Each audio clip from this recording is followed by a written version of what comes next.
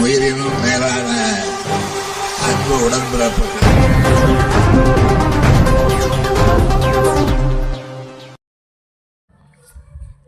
தொடர் மழை காரணமாக வீட்டிலேயே முடங்கி கிடப்பவர்களுக்கு மாநகராட்சி சார்பில் மதிய மற்றும் இரவு உணவு வழங்கப்பட்டது.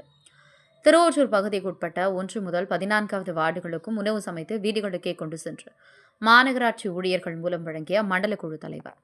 டிட்வா புயலின் தாக்கத்தில் காற்றழுத்த தாழ்வு மண்டலம் உருவாக்கி காலை முதல் தொடர்ந்து மழை பெய்து வரும் நிலையில் மக்களின் இயல்பு வாழ்க்கை பாதிக்கப்பட்டுள்ளது.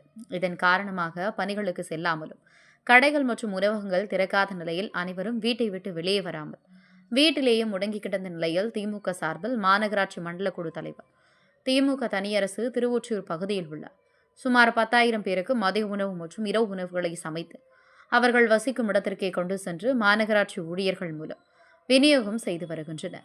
இதில் 1வது வார்டு முதல் 14வது வார்டு வரை உள்ள அனைத்து பகுதிகளும் உணவு விநியோகம் செய்து வருகிறது.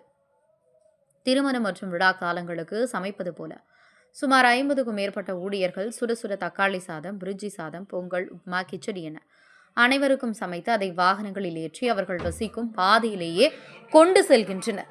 இந்த பணியை சென்னை மாநகராட்சி மண்டல குழு தலைவர் திமு தனியரசு மேற்பார்வையிட்டு உணவை சாப்பிட்டு பின்னர் அனைத்து பகுதிகளுக்கும் அனுப்பி வைக்கப்பட்டது.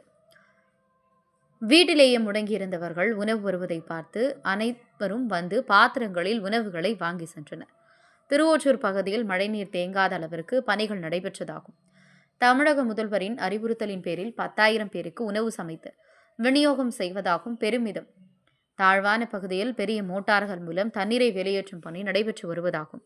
அதேபோன்று டிராக்டர் வாகனம் மூலம் தண்ணீரை வெளியேற்றும் பணி தொடர்ந்து நடைபெற்று வருவதாகும்.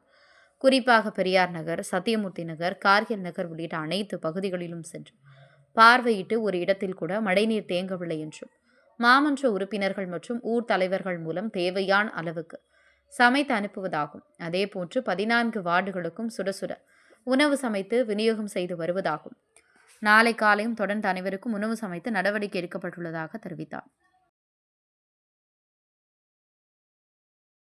உயிரினும் மேலான அன்பு உடன்பிறப்புகள்.